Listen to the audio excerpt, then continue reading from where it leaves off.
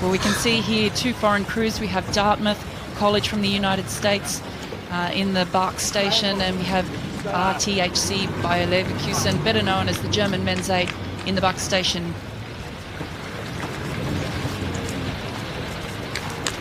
This crew from Germany, I mean, do they bring their own boats, Zoe? I'm assuming that with the national team crews that we'd see here, they bring their own equipment over with them.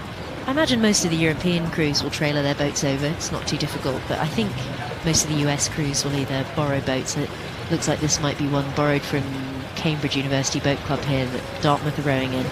And, you know, will borrow boats from local clubs, or might even have equipment that they leave here if they come over regularly. Yeah, I guess it depends where you're coming from, really. We know there's a number of Australian crews here, which, unless they're shipping equipment over, which I can't imagine that they would, they'd be chartering some boats.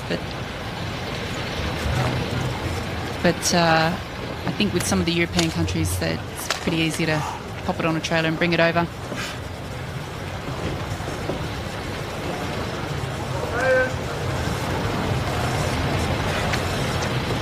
So we have the ladies' challenge plate here, Dartmouth College from the US against RTHC Bayer Leverkusen from Germany.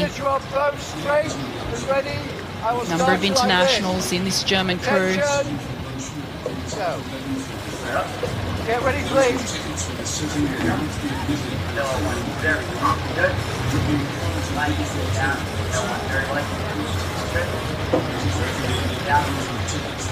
Attention!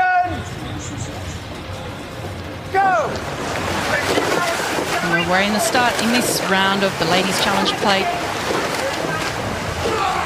Dartmouth from the United States, strong college crew against this second-tier German crew. Of course, this event, the ladies' challenge plate, sits below the ground. It's still a very, very strong crew from Germany. How would you be expecting to see this turn out, Zoe?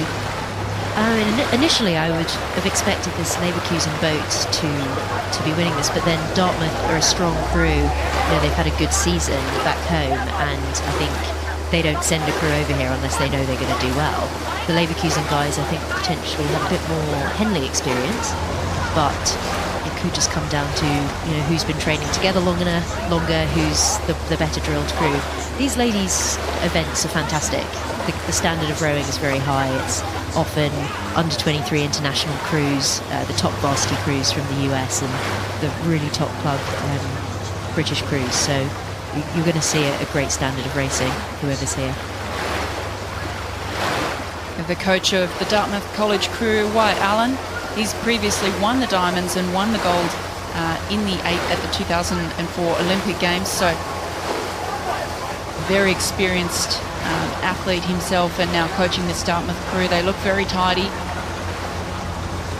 Really like what they're doing. A lot of power on board, and they're very evenly matched here with the RTHC Bayer Leverkusen 8 from Germany here on screen. Cox and Carolyn Steilberg, 25 years of age. And one of the interesting changes in the visa program this year, of course, is the fact that there isn't a gender rule when it comes to coxers in the events. So we will see more women coxing men and more men coxing women. Yeah, and it's already happening at the international level. There's been a female cox in one of the Dutchmen's crew at the First World Cup, and the New Zealand crew, who will see racing this afternoon, have a male cox in their women's boat. So they're taking opportunities to put the best people in the best boat rather than gender specific. But looking really commanding now. It is the Bayer Leverkusen 8 from Germany, who have about a length on Dartmouth. Now, this Leverkusen boat, as well as being here, no doubt, to try and win this event, they're also trying to raise a bit of awareness about elite athlete depression issues after retirement, in honour of a friend of theirs, Yannick Corinth, who very sadly committed suicide. He was a former lightweight rower for the German team and found the transition very difficult, and so they really want to raise awareness of that here while they're racing as well, which is fantastic, because it's something that's just not spoken about enough, really. And it's something that is gaining a lot of traction. I know certainly in Australia and in the media, that athlete transition is something that needs our focus and needs our attention, and there's some great organisations doing fantastic work. In fact, Geroid Toby from a former Irish rower. His website, Crossing the Line, focuses on exactly that. So it is something that's becoming very topical and great to see it focused on here. The Leverkusen crew. Just a little bit of overlap with Dartmouth. It looks like Dartmouth started to push their bow up onto the stern of the Leverkusen crew, so maybe a little attempt here to try and claw them back and not let them get too far away. Yeah, Dartmouth absolutely are not letting this one go. They did seem to move out into the middle of the river a little bit there, which, I don't know, personally I think I'd be avoiding, because I wouldn't want to be rowing in Leverkusen's puddle, but they seem to be moving a little bit back onto their station now, so looks a little bit getting a slightly cleaner water now rather than in that unsettled water from the boat ahead of them. As you say, they're sticking right there. They've got their bow ball probably level with the stroke or 7 seat of the Leverkusen boat. Anything could happen in the second half of this race. And I'm sure you would know this, Zoe, being a coxswain yourself, that it's so important in the 8 particularly to not let that bit of clear water open up. It's I think really demoralising as a rower to feel that moment where, particularly in the 8, because you know how much distance there is, how long the boat is, when you feel that contact break in the trailing boats. So it's so critical to stay in the game and keep a bit of overlap, and maybe even to change up the race plan if it means getting a little more out of your crews to keep those crews in contact. Absolutely, and in side-by-side racing you have to be even more responsive. Sorry, in one-on-one racing you have to be even more responsive, because when you're 6 lanes abreast, you know, like you would be at the Olympics or the World Championships, there's a little bit more of a buffer, emotional buffer. But when you're here one-on-one, as you say, you've got to keep yourself in the race for that psychological advantage. Yeah, great race unfolding here as they're coming down towards the enclosures. Dartmouth College from the United States really giving it now to Bayer Leverkusen from Germany. Past performances from Bayer Leverkusen include winning the Britannia Cup in 2016. So a very, very strong contender here. We've seen them repeatedly at Henley, and they know what it's all about. I think this Leverkusen crew...